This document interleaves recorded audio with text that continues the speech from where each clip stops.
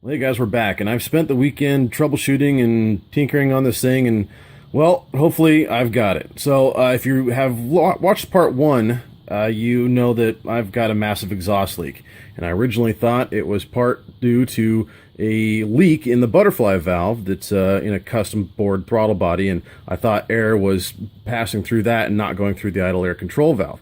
That wasn't the case, nor was it a leak in the bottom of the throttle body or anything, in that area as far as, the way it mates or anything like that. So what I traced it down to was more along the lines of where the intake manifold and the exhaust manifold all mount to the block.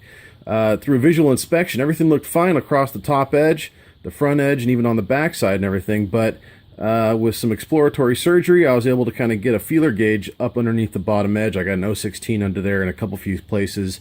That means, well, it's not sitting the way it's supposed to. It's not sitting flush on the block. So that created a massive vacuum leak, and you guys saw in part one how it wanted to redline as soon as it started up.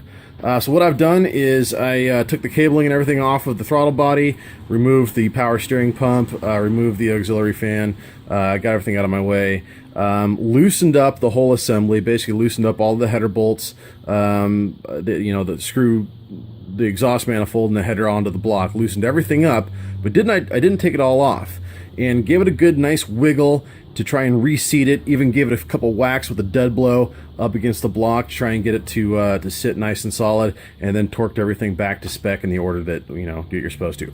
Button everything all back up, and yeah, got the exhaust hooked back up, and we're ready to give this thing a start, and hopefully no more red line. So hang tight. Okay, here we are back at the side of the Jeep, and I'm standing outside the Jeep this time. I don't need to be in it for this restart, so I've got everything all ready to go.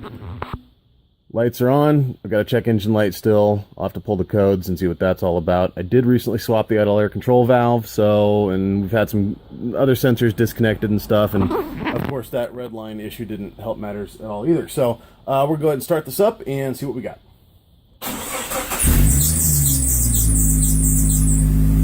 Gotta tighten that belt. No red line, so that's a good sign.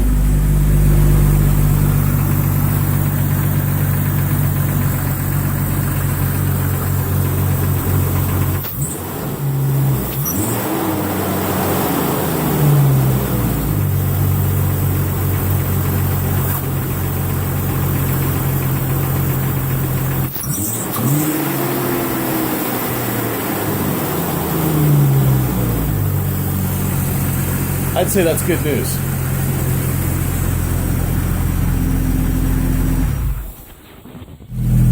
Hey, don't forget, listen to the Jeep Talk Show.